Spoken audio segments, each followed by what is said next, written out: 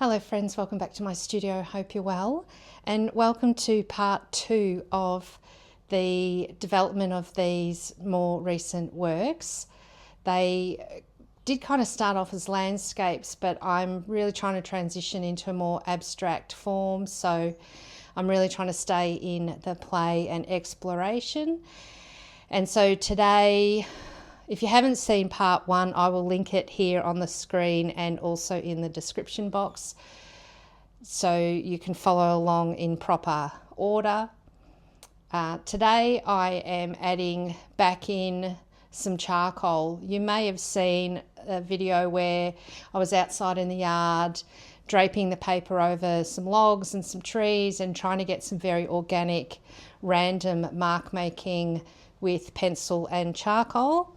And then I've worked over those pieces, and with all those layers going on, I've lost some of those lovely marks. So today I'm just going to show you how I have gone about putting those marks back into the piece. And I hope you'll see that putting these layers, and even though you're covering up, and you might say, well, why are you even bothering putting those first layers on if you're going to cover them all up? But I hope you can see in these pieces why you would do that, how it gives depth, how it gives volume to a fairly flat piece of paper and painting. So without further ado, here is some lovely mark making with charcoal on these pieces. So I'm really liking this one, so I haven't put any of that red onto this. It's still got some of the original. I think possibly I used the Brilliant Alizarin because it's here on the bench, but I can't be sure. I'd have to go back and watch the vlog.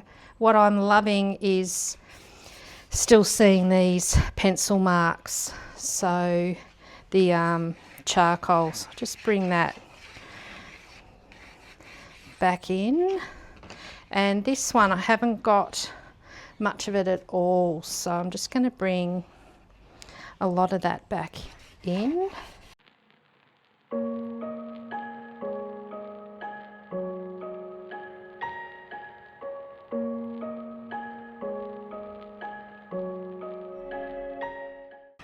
So this one, if you haven't seen the other vlogs, it's a woodless charcoal pencil in soft, and you can see it's not quite going over the paint well.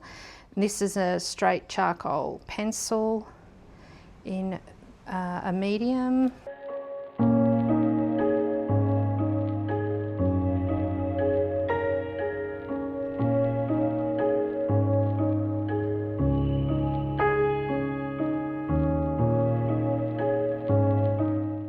And I'm just getting a little bit more out of that than I am the pencil, but it's nice to have the, so, oh, there we go.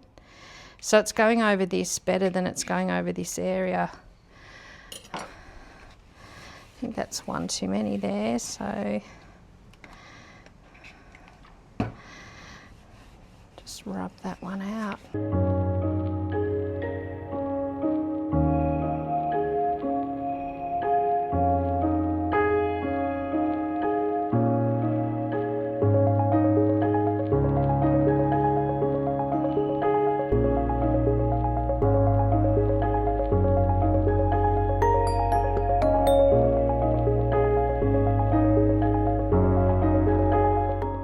So that's working really good over some, but not over here.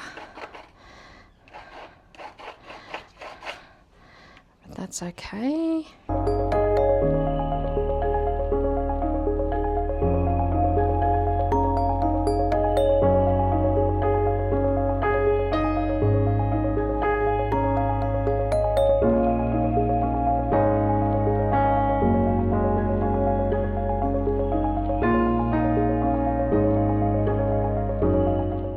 The other thing I could use is this pencil is basically has this in the inside, so it's a compressed charcoal stick.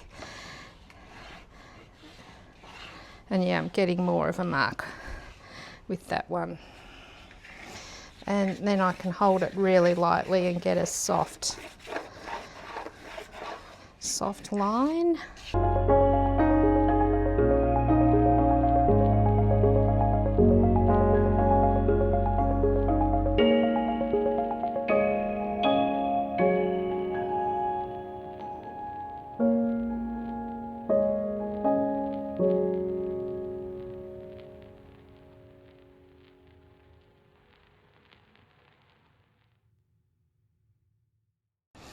And wherever you put a strong contrast, that's going to draw the eye. So the eye will now bounce between this light and dark contrast down into this. So when I come back to do the next colour that I put on, I might add a bit more contrast up in this area. It's where you get to decide where do you want the eye to go. I mean, it's already going up into here. And depending on, you know, again, I'm not saying these are going to be finished pieces or I'm going to frame them, but if I did, depending on where they're framed, I might lose some of this. It's interesting that you get to choose how the eye, the viewer's eye, navigates your painting. And that's where you don't want to have just, say, a heap of contrast over here and nowhere else, and the eye just sticks there and stays, or it leads it off and it'll lead it away to another painting. You want to do things that bring the eye and just keep bouncing it around on the plane. Grab the attention and then continue to have it play around.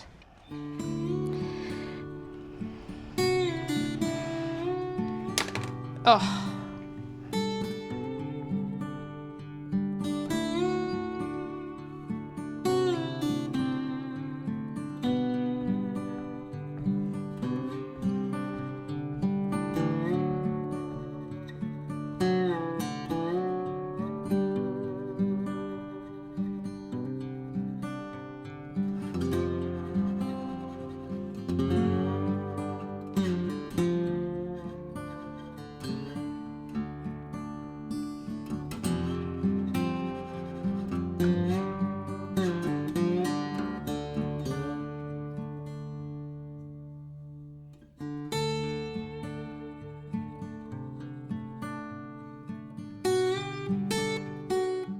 Wasn't liking those first marks, trying too hard, so then I just loosely just because this was doing nothing, get something happening. So I haven't really worked on this one because I like a lot of what's going on. It's a little bit dead in this area, although it's a nice contrast transition to here. I think going forward, I need a bit more of this light area, possibly in here. And this hasn't got a lot of layers or a lot going on, so I think this needs more. I'm just not really sure what yet. And that's where it can be good to work on several pieces at once so you don't get bogged down or getting stuck or overworking a piece, or if you can't decide what's going on, we'll just put it to the side and just keep moving, just keep working on other pieces, and your body will get used to moving and making marks, and it'll be easier to come in and also take the preciousness off of I'm not doing much on this either because I do like it and I don't want to take out what I like. But as I progress the other pieces, this will fall behind because it hasn't got the layers, and so I might be able to then come in to this one and be able to do more on it, because I know it needs more, but I'm just being a little bit precious about it at the moment. So that's where I've got to today on those pieces. I'm going to continue to work lighter layers in, just continue to play. Like I was just putting out new art supplies and then went, oh, transparents. Yes, that's, you know, and I think I've talked about that, wanting to understand and work more consciously with opaque and transparent. So that led me into being able to get back into it today. Thank you so much for watching. If you've enjoyed it, please consider subscribing. And that's all from me this week. Have a lovely week, and I'll see you next week. Bye.